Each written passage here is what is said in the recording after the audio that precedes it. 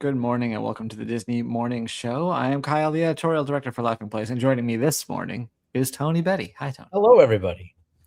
Let's say some hellos before we jump into this splendid day. I'm going to need you to read this one as always. Top of the morning to you. There you go from Fred. Thank you, Fred. Good to see you. Nikki B, who just scrolled, so then lost on me. Hi, Kyle. Hi, technically, Tony. I haven't heard that in a while, but it still remains true. And happy Friday the 13th. I got a box of dark chocolate Reese's Puffs because, of course, I did. And the back, it says like midnight is technically morning, but technically is in really big letters. So I just zoomed in on a photo of that and sent it to Tony since he is technically Tony. Is that what that was from? Yeah, box of Reese's. But I walked the aisle at Walmart. I saw Reese's Puffs already a favorite, and then I saw dark chocolate. I'm like, well, okay, yeah, you got me.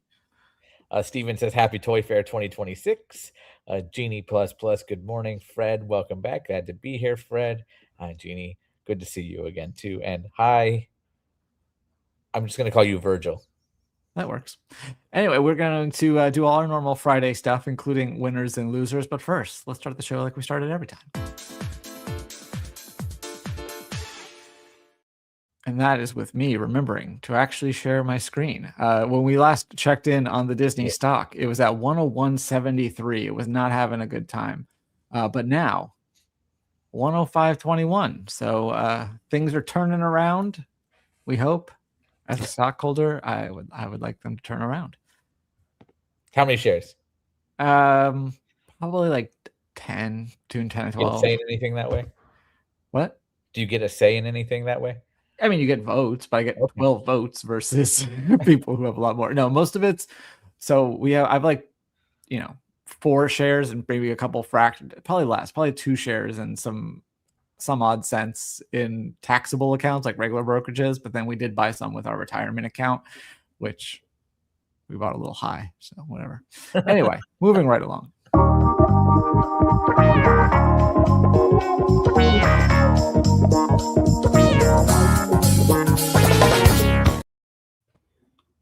Hong Kong, Tony.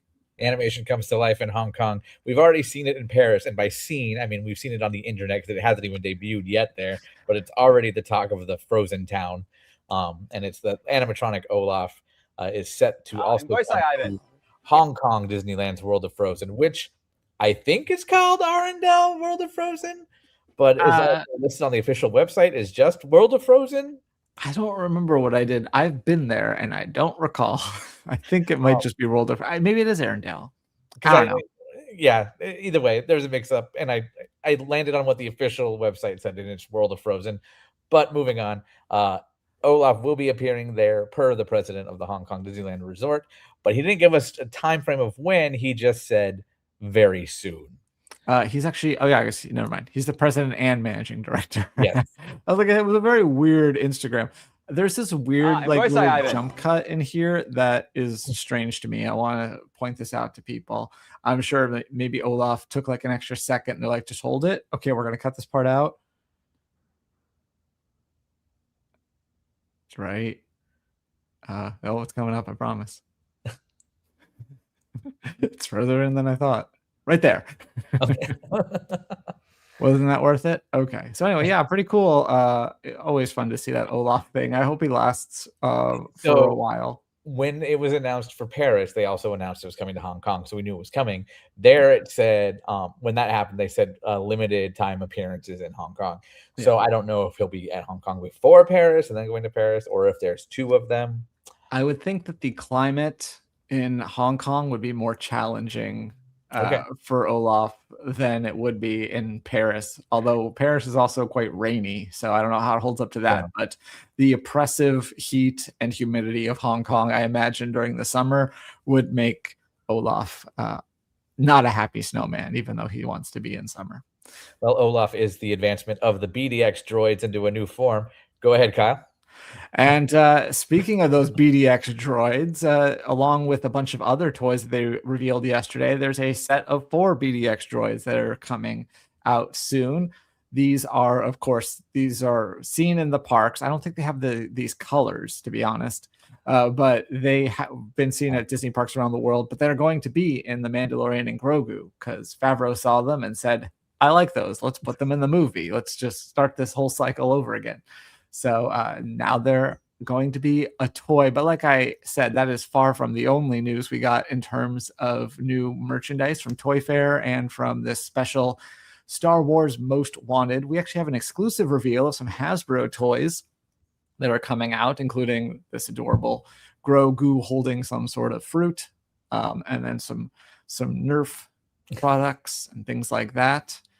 And there's tons of other Hasbro stuff and pops. But I also, because sometimes Kyle writes articles, and Kyle wrote about some of the Lego sets that are coming up.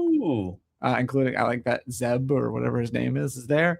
Benji got a couple of photos from the actual Toy Fair event, but we also got descriptions, how many pieces, the pricing.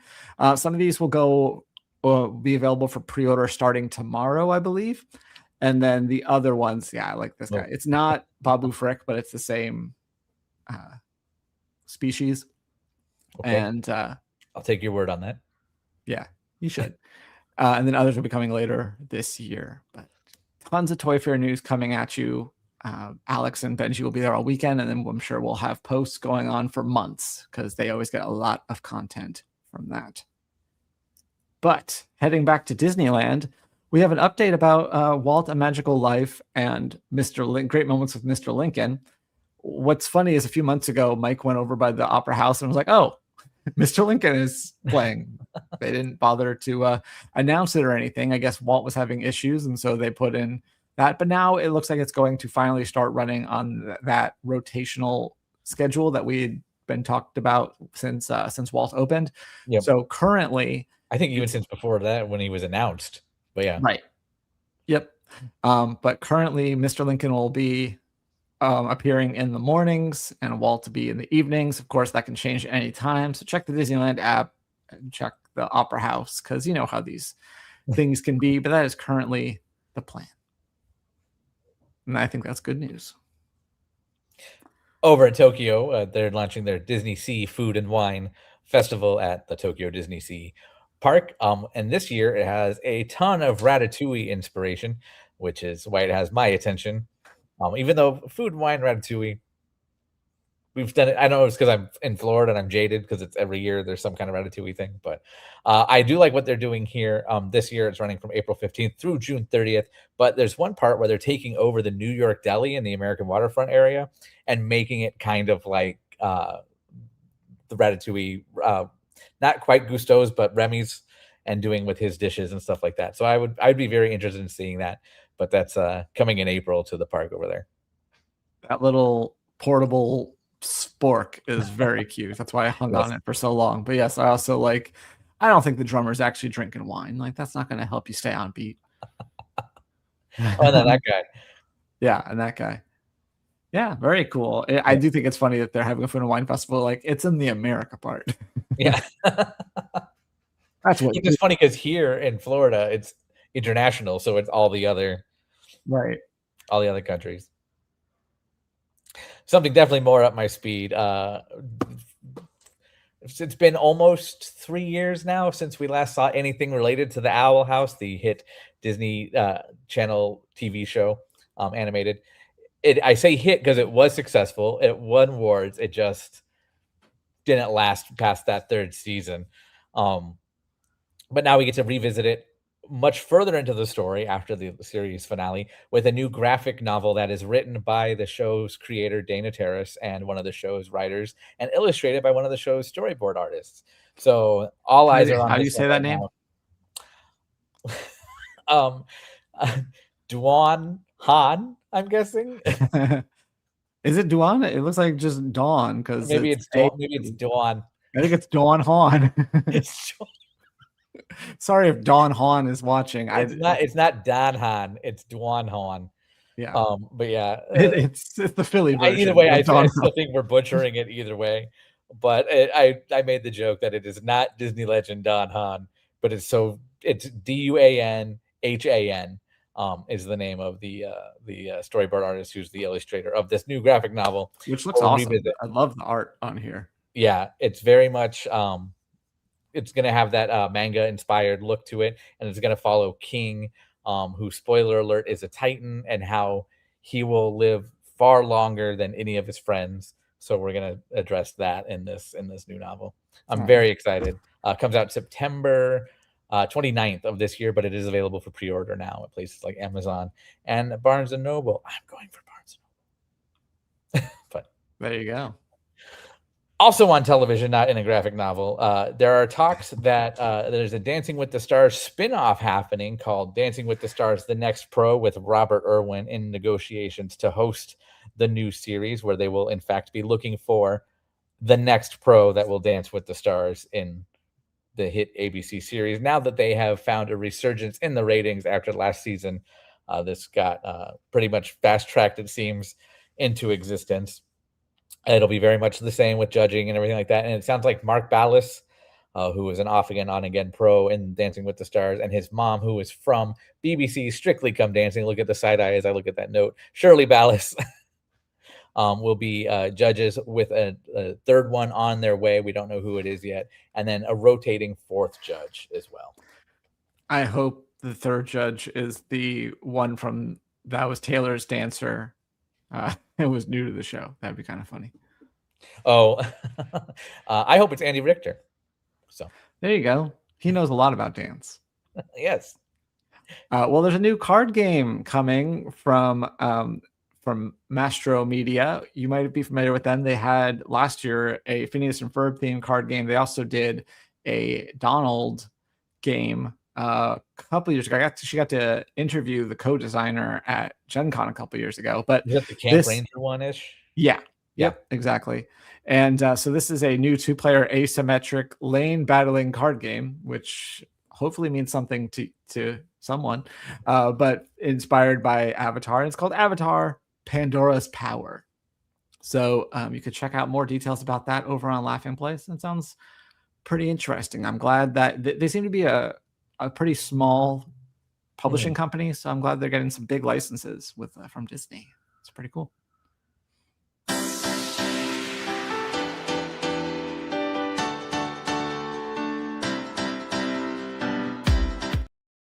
You just switch out the logos each week? Not each week, just when I feel like it. Okay. We are going to go back to the Explore Disney instead of checking out Disney Plus itself. But number one is Predator Badlands, which is rated PG-13. I thought it was R. I thought it was R too. Which makes the other story about the UK thing even more head-scratching. Yes. The Muppet Show at number 2. So the Muppet Show is on it. No longer number 1, though. Princess and the Frog, Doobie's favorite Fear Factor House of Fear, Wonder Man, Prey, I guess probably because the Predator Badlands is up there, so people going back to watch Prey. The Beauty, Soul popping up in there for no reason. The Mummy, and Creators Collection, How the Badlands Predator is Different from Previous Predators by Screen Rant. I am very interested. I don't even know what this is. Is this we might have just discovered something interesting. I have a feeling I think I figured out why Soul is there. Oh yeah? Because it's February, Kyle. Oh. Okay. And because we'll celebrate soulfully in February. Oh, yeah. Okay. I was like, Valentine's Day? Yeah, I guess it's not really a romantic movie.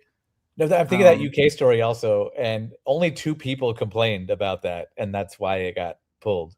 But in the Badlands ad. Anyway, but Fred said I'm sorry. I'm going, well, I can't. Yes, I can. Fred said Badlands had an excuse to be PG-13. Creator Collection. They're honest interviews. So like honest trailers. There's like. Okay. This is on Disney Plus? This is on Disney Plus. I don't know if it's just on Hulu, probably. Hey, Luke, if you're watching, investigate this. Did we know about this? I hate to be that guy. Did we know about this? We probably did. But yeah, very interesting that a Screen Rant video is in the top 10 on Disney Plus today. So you learn something new every day, but let's keep it moving right along.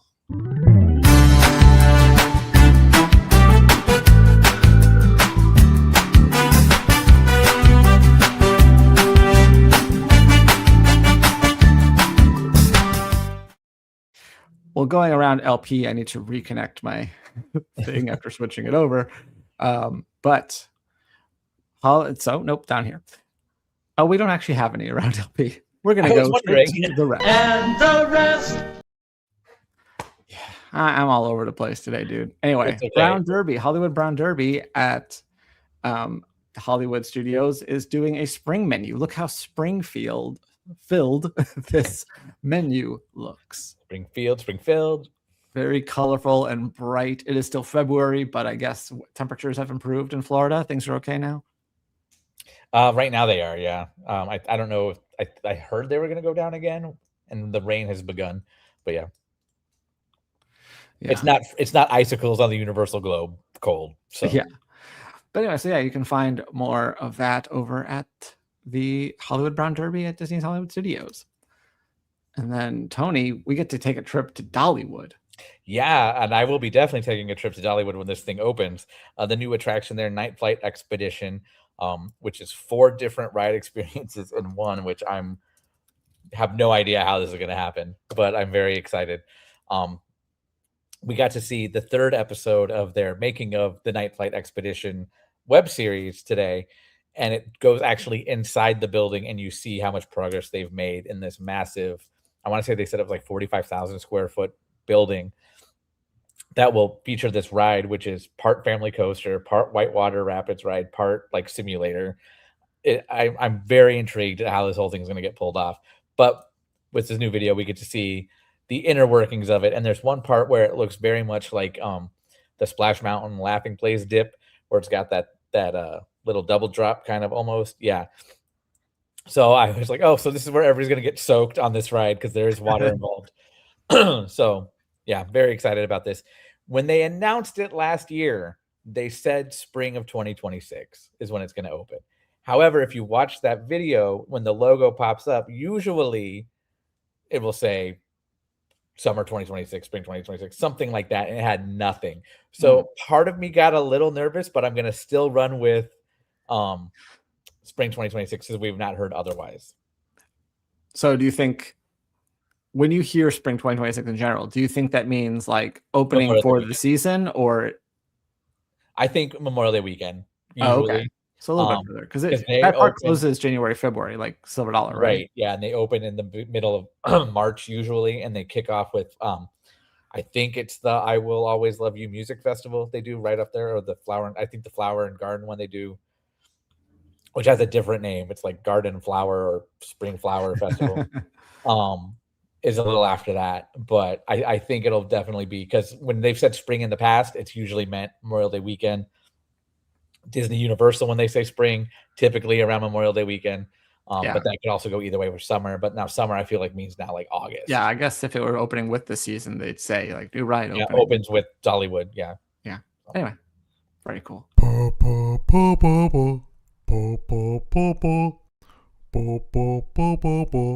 The fun stuff. I saw you made an addition, and I'm glad you did. Well, I'll let you talk about that one. But first, a couple of our guys were at membership. It says membership magic. This is Moonlight Magic, not to be confused with Minnie's Moonlit Madness, which I have to remember which version. But DVC event at Epcot last night, and as they tend to do, they brought out some characters that you don't see all too often, or at least in costumes that you don't see them in all too often. So a couple different Mickey and Minnie's, very formal, Donald and Daisy, Chip, Dale, and Clarice. Miguel, Olaf, Mushu, and then some of the gang from A Bug's Life even. There you go. David Hyde Pierce was there. Yeah. Duffy, Sans hat. He lost his hat. A strong breeze must have come by. These guys are around sometimes, but they haven't been around as much. So yeah, very cool photos. And there was a debut of a brand new Disney character, Tony. There was another debut, absolutely. It looked like it was over by the World Showplace area, by the UK Pavilion. But this roaming trash can came out, named TC, and started talking and interacting with the crowd. I don't believe in pictures of these roaming interactive trash cans, so just take a look at this. I'll I've come before. It's my first time. Oh, hi there. What's up? What's going on with you? Did you hurt your high knee or did you hurt your baloney? Hey, how are you today? Look at you. Oh, yeah. I just got that joke. Not because of the pun, but I got like why he said it. Nice to meet you. Yeah. Where do you come from? About 15 minutes away from here. Oh, so you're a world traveler. Yes, world travel. So yeah, kind of like Douglas Fir. Kind of like Douglas but Fir at international. Disney Springs, who also just recently appeared at Downtown Disney in California last year as well. Speaking of world travelers, geez. Yeah, right. I hypothesize that because of that branding, he will only be at Moonlight Magic events for the time being. But for the time being, I would anticipate TC to start showing up other places as well. Maybe when the Lime Garage reopens. You're roaming. I see. I wouldn't like TC then, because then he would say Central Florida Tourism Oversight District, real big on him. That would be pretty funny.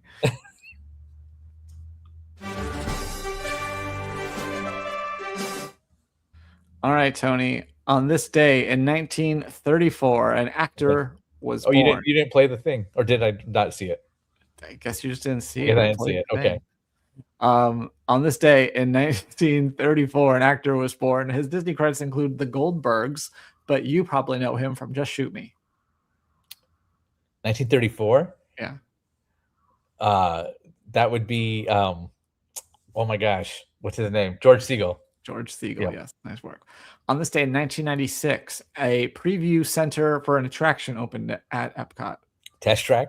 Test Track. Yeah. Sat there for a while. On this day in 2009, a movie from Touchstone opened starring Isla Fisher, John Goodman, Joan Cusack, Hugh Dancy, and John Lithgow. Starring them or their voices? This is a live action Touchstone film starring Isla Fisher. Picture her on the. Oh, Sounds like a I- Lindsay Lohan movie, not to be confused with. Life Size. Something? No, that's not it. Yeah. Good guess. It's not a blockbuster movie. No, I'm it's picturing that kind of poster in my head. so Lindsay Lohan. There's a Disney movie called Confessions of a Teenage Drama Queen, but this movie is called Confessions of like a fashion queen or something like that. Closer. I don't know. I'll tell you what. This leads to another Kyle rant. The movie is called Okay. Confessions of a Shopaholic. That's what it And is. anytime we talk about addiction, we always say the bags. aholic. But the only reason that we say aholic is because we talk about alcohol. But it's not chocohol. It's not shopahol. I'm not addicted to shopahol. You're just addicted to shopping. You're a shopping ick. All right, I see what we do. A retailer. Finally, on this day in 2023, I believed it said, a Disney legend and someone who I thought we talked about earlier in the show, but we did not, got a star on the Hollywood Walk of Fame. When was it? 2023, Disney legend, and we covered something with him last night. With him? Him has an upcoming show to Disney Plus and an upcoming movie coming to theaters. Jon Favreau? Jon Favreau. Okay. I didn't know he's a Disney legend. I should have, but I didn't. Wow. He's I the thought he one was that one I of those called. I soon-to-be- wrote an article years ago said, is John Favreau on his way to Disney legendom? And he was. All right. You ready to get your winners and losers, sir? I do. All I do is win, win, win, no matter what. I'm a loser. Do you want to go first or shall I? I'll go first. Okay. As much as I want to say my winner is Owl House fans, because I thought you would. on my brand, I'm not going to. Instead, I'm going to say former Disney CEO Michael Eisner is my winner, because somehow in the talks of all the new CEO coming in, everything like that, every Disney fan I can think of right now is talking about him, because he had a very candid interview, especially where he mentioned that he is not a fan, quote, not a fan of the current pricing to get into Walt Disney World and Disneyland, and not a fan of how nobody gets that VIP experience anymore, because they have now the different tiers in which they can get it. So whereas everybody in his belief should feel like a VIP at the park, they no longer do. Well, on the assumption that Tony would choose Owl House, my winner of the week is former Disney CEO Michael Eisner. Same reasons. Yeah. Okay. Clear winner. And also now he's saying he regrets Miramax and stuff like that. Like, dude's just going off. Yeah. I remember as I was having I wrote our post on Laughing Place, and he said working with Harvey Weinstein was awful.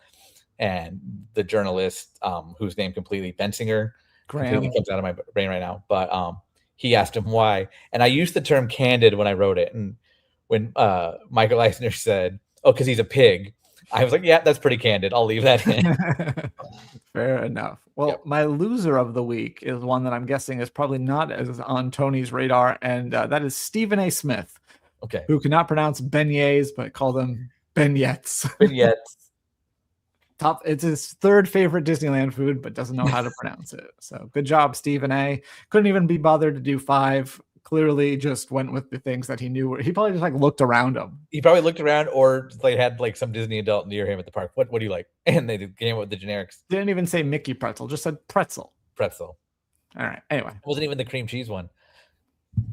Who's your loser of the week? My loser at this one will continue to be Robo Walt at Disneyland Resort, because he was supposed to have the Shining 70th celebration, Celebrate Happy, all to himself, but now he is already alternating with Abraham Lincoln once again. I mean, I don't know how long it was supposed to happen, but yeah. They said the inaugural season, and they made it sound like he was the big new headlining thing for Disneyland. I mean, he opened in July. It's February. I think that's a good season. That's a 2 season. seasons even. I also Although he did lose some time inaugural there, season cruise terms is a year. So okay. Oh, that makes sense, because my loser was almost Disney Cruise Line for suggesting that summer 2027 sailings included January sailings for Marvel Day at Sea and Pixar Day at Sea. I was like, in what world? Like, I did check. I'm like, are these from the Southern Hemisphere? Like, I know they have cruises out of Australia currently. Are they talking about that? Is that summer? Yeah. But no. Anyway, I think that's basically it. We have a couple more minutes. Anything you want? Oh, we have a walk and talk later today. Noted. From Magic Kingdom with Jeremiah. We can ask him more about his experience meeting a roaming trash can. A roaming trash can. Yeah. And what do you think about that name? Could use some work. Yep. I understand why they went in that direction. I got it. Yeah. But I want to wait one more minute until we can do the 10 a.m. refresh just to make sure. Can you hear that? Yeah. Okay. The pressure washing? That's the pressure washing. Sounds like a ghost coming to visit you. Is it Jacob Marley? Jacob Marley. I've got to correct my ways. That's a rant, because Scrooge was never like, I wouldn't say he was greedy. He was just cheap. If it's cost him money, he would never spend it, like heating the office. But this because is my island in the sun. Yep. One of the best parts of that movie. Yeah, it's what I think of every time. How would the staff like to be unemployed? This is my island in the sun. I imagine that scene directly influenced the following Muppets movie where they sing "We've Got Cabin Fever." I like Cabin Fever also. But so I think I told you about this. One time I was sitting here, and my wife and I are fans of Muppet Treasure Island, and for whatever reason, I was just thinking of the song where they're sailing on the big blue wet thing, and she didn't hear me saying it in my head. But I did the chorus where it's margaritas and the midnight buffet, but I did that part out loud. So she was just like, what is wrong with you? Like, I was just dreaming of our cruise again. Quotes Tourette's. Well, it is 10 a.m. and I'm refreshing. I'm not seeing anything just yet. So we'll see you back here for a walk and talk later today. Unfortunately, no trivia tomorrow, but also no morning show on Monday because it's a holiday. And I have to take my dog to the vet. So no show on Monday, but we'll be back hopefully on Tuesday to catch you up on all the latest Disney news that happens between now and then. Thanks, everybody. Bye-bye.